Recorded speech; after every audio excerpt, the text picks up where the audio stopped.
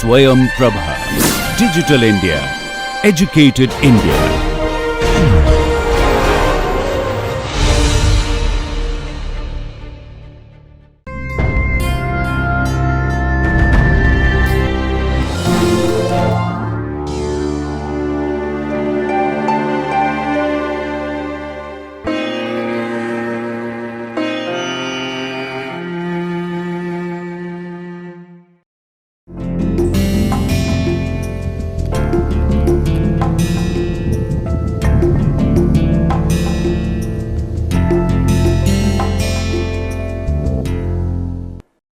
Hello everyone, welcome back to my course on developing soft skills and personality.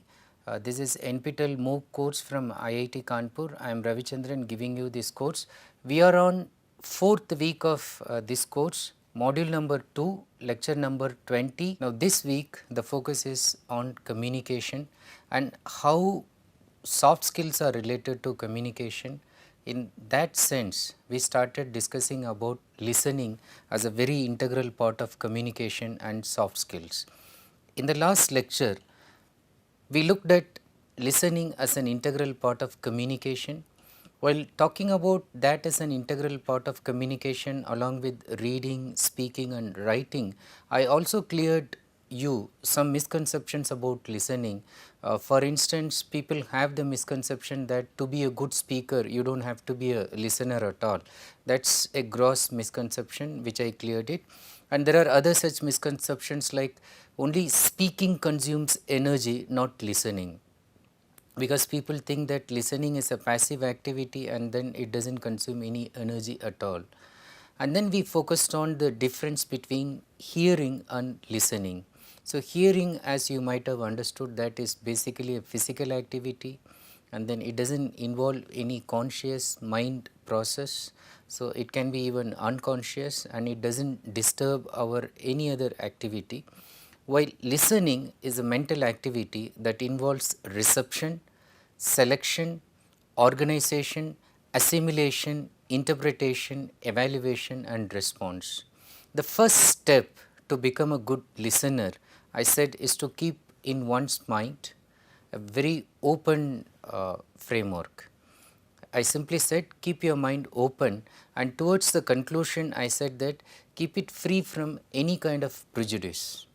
I gave the story of Beethoven to illustrate how a doctor could have actually went for abortion and actually would have killed a genius if the concerned people were not really open minded and didn't listen to people without any prejudice.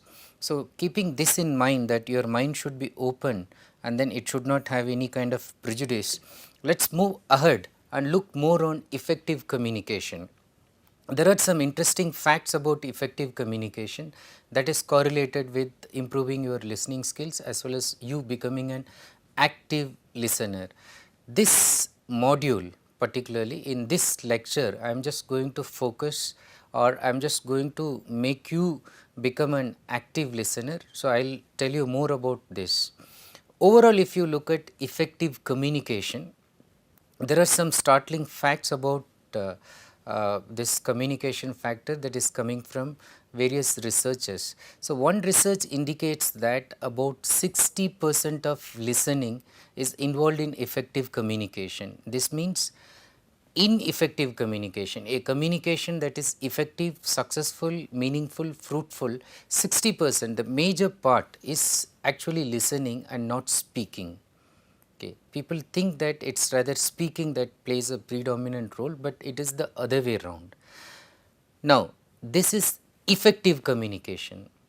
Ineffective communication, you can understand the listening component becomes lesser and lesser, could be 30%, 20%, 10% and even 0, no listening at all. So, there are people who try to give you an impression that they are listening to you, but actually they do not listen to you at all.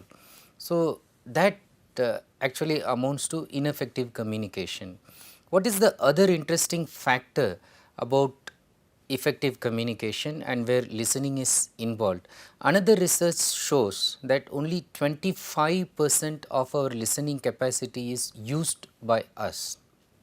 This is a startling factor because When 60% of listening is involved in terms of effective communication, most of the times we do not use 100% of our listening capacity, and we are underusing our listening capacity. Only about 20% of it we have been using. Now, this should alert you, this should give you a kind of self awareness, and then you should keep asking, am I doing this? Am I all the time not utilizing my listening, and am I all the time maximizing my talking and minimizing my listening? Keep asking and then try to maximize your listening part in any effective communication. The other interesting fact that has been told to us based on a research is that people don't remember 50% of what they heard just within a gap of 8 hours. This means if you hear something even right now, in about 8 hours, you are about to remember only 50% of it. Now, how do you remember it 100%? So, there are ways which come under skills which we talk in terms of active listening. One of the most important trait to become an active listener and then to remember things 100% is to make use of notes.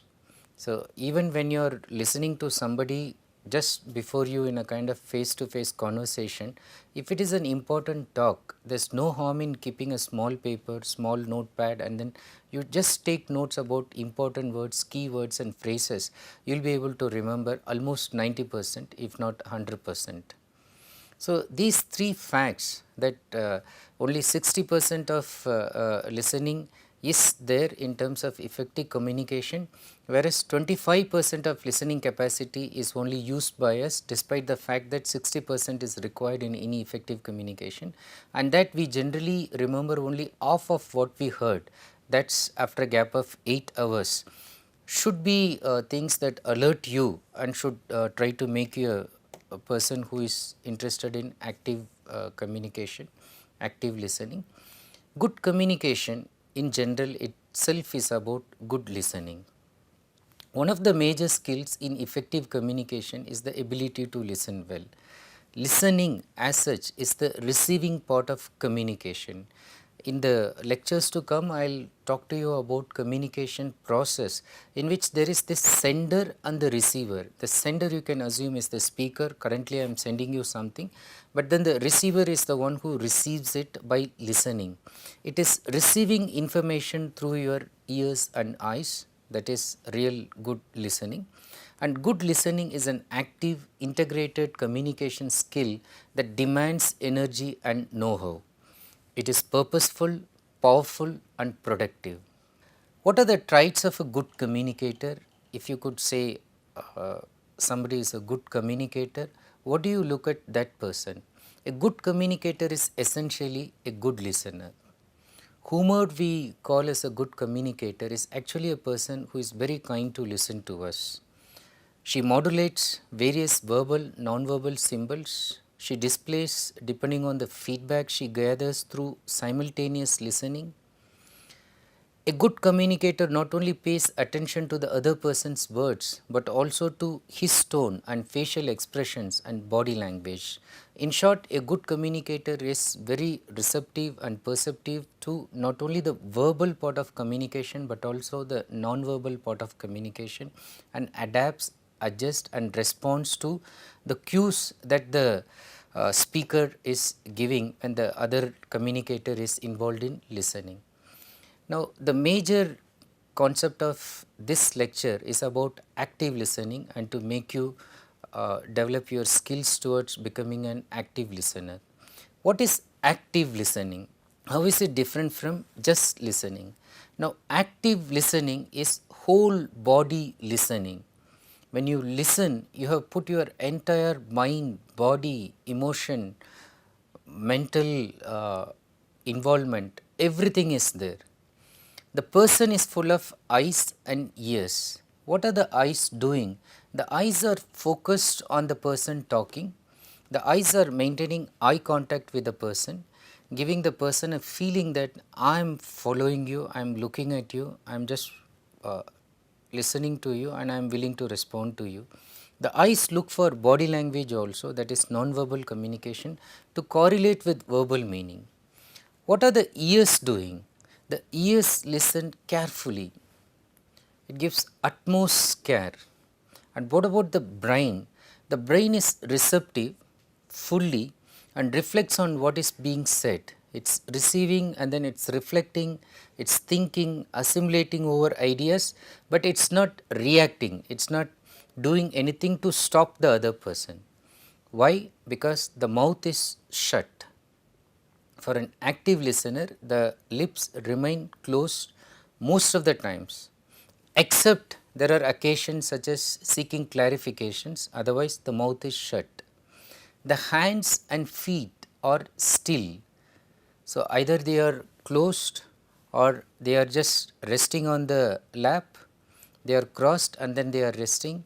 The feet is not shaking, it is not moving, they are just still, they are at rest, which means the hands or the feet are not in any way distracting the speaker's attention. What about the heart? The heart is feeling compassionate. The whole body is naturally inclined toward the speaker to show interest and empathy.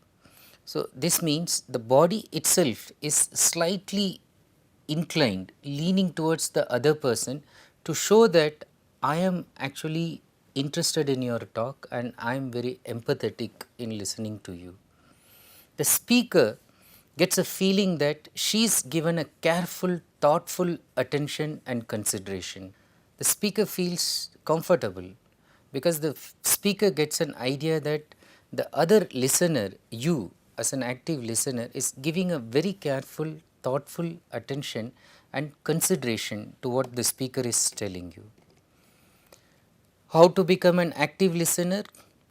Some of the most important points, if you could keep in mind and then rehearse it in your mind whenever you are involved in a conversation and try to follow it, it will make you an active listener sooner or later.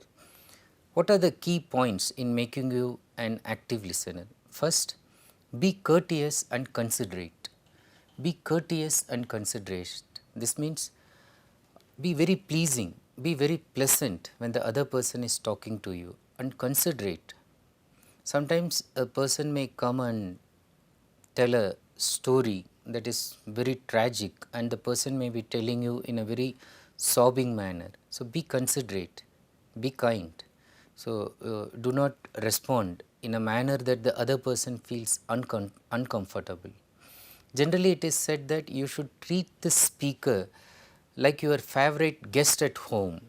So, somebody who is so friendly or to whom you are very fond of, that person is at your home, and then the way you would like to talk to the person is the way you should try to talk to anybody who is coming in contact with you for a conversation. Pay full attention, concentrate and eliminate all distractions. If you are in the class, this is much more important. Pay full attention to what the teacher is telling you. Concentrate on the topics which are being discussed. Eliminate all distractions. So, somebody is passing by on the corridor, so don't look at the person. This side a beautiful bird is coming and sitting on a tree and chirping. So, don't be tempted to look at the bird. Pay full attention, completely concentrate on the thoughts which are being delivered to you, the ideas which are being communicated to you, and eliminate all distractions which are environmental, which are sometimes created by you. For example, your phone. When somebody is talking to you, you have left your phone not in switched off mode, not even in silent mode. So, what happens? The phone rings and then it disturbs the thought flow of the other person. So, you and then in a very impolite manner you just take it and then talk to the person on phone. The other person is completely put off and then not in a mood to continue with the discussion. And then you put the phone and then you say that, oh, I am sorry, you just continue. Other person says it's okay, and then you say that, oh no, you are saying something. The other person again says, oh, I just forgot. So, eliminate this kind of unnecessary distraction, remove the phone, put it in silent mode, and any kind of distraction, suppose it is coming from TV or music. So, try to go to a place where you can avoid all these things. And when you are involved in the communication process, do not interrupt. When the person is telling you something, do not interrupt. Allow the person to complete whatever the other person wants to tell you. And as I said before, in order not to forget what the person tells you and remember 100% of what the other person is telling you, note down important points the way you want it. Use abbreviations, use short forms of words, use phrases. You do not have to write the complete sentence, but the way you would like to remember it. Some people even use a kind of flow chart to listen to the entire conversation again. They can recreate the entire talk just by noting down in the form of a flow chart. So, whatever manner you want, you note down important points, but try to recollect by looking at the important points. And then reflect back. When somebody is talking to you for a long time, let us say it is a narration of a personal incident that happened to the other person, or the person is trying to explain some difficult concept to you, reflect back, think over, roll back in your mind, and then tell the other person how much are you following this, rephrase, tell it in a different manner, restate in your own words. Try to ensure the other person that by doing this you have correctly understood what the other person is telling you, that you are following the person closely. So, that is what is meant by reflecting back. You try to rephrase what the person is saying, so that the other person understands that okay, he or she is following me. And while doing this, minimize self talk. Avoid talk as much as possible, minimize it, do not talk about yourself, do not add any points which are not relevant to the conversation, which is considered to be interesting for you, but do not do it at your side. Stay focused all the time, just be attentive to the person only, keep your eyes, the entire body focused to the person, and keep asking questions, especially to encourage the person or to seek clarifications. You can ask some questions, but never laugh, even if the person is making a mistake. You can laugh if the person is in a good mood to make you laugh by telling a joke, but never laugh in a negative sense. The person commits a mistake, there is a slip, or the person makes something wrong, and then immediately it evokes laughter in you. Never laugh. Or the person is saying something which in your opinion is very low to your level of thinking. So, do not give a condescending or sarcastic smile. Okay. That will actually put off the other person. The other person can also feel humiliated and stop the conversation. But on the other hand, try to encourage. How can you encourage? You can do that both by verbal and non-verbal communication. The non-verbal communication you can encourage very powerfully by nodding. So, when somebody is particularly the teacher is talking to you, keep nodding. So, that makes the teacher know that okay, you are actively listening to the person. Smile if the person is known to you and a friend. Lean forward, so indicating that you are interested. Look into the eyes of the speaker. Now, if it is an informal one, if you are the boss or if you are the senior person, and if you are in the level slightly higher in terms of power relationship, you can even pat on the shoulder, or if it is like between two close people, even you can give a hug just to make the other person feel comfortable. You can just in between, when you do that, the other person feels encouraged to talk, the other person feels the warmth in you. Verbally you can say, while talking you can say, oh that is good, sounds wonderful, damn interesting, keep going. So, these are phrases that will make the other person feel encouraged. At the same time, try to acknowledge efforts. If the person is telling you that he or she did something remarkable, acknowledge it then and there. Okay. And in fact, you ask more questions so that they can talk more about what they have done. Questions like, how did you manage it? Wow, wasn't that wonderful? How could you do that? That was a wonderful idea. That was a terrific thing to do. That was a splendid job. Great work. You are a genius to have done it.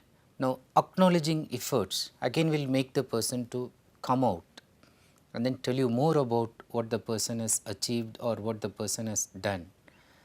Use silence. Many people think that you should, as I said, keep talking or do something as an active listener, but silence is one of the most powerful weapons that an active listener can use.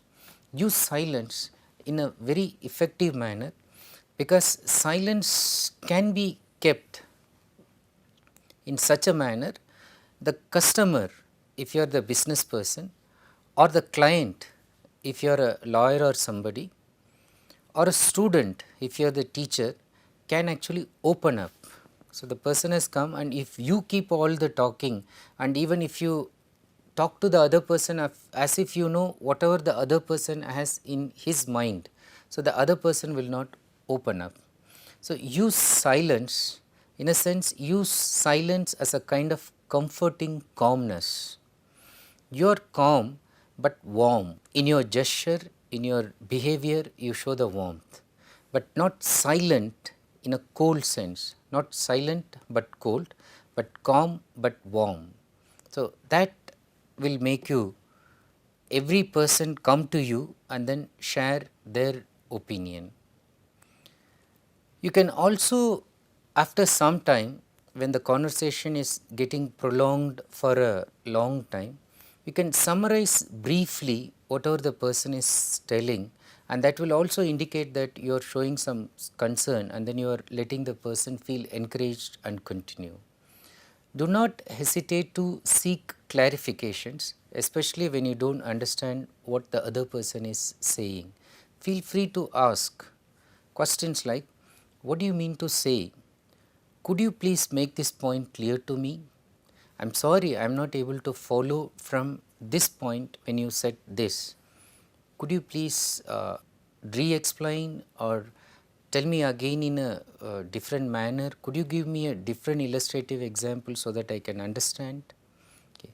Now, these are things that will make the other speaker open to you, come out with lot of thoughts and ideas which you would not have actually extracted from the other person if you did not use some of these active listening techniques.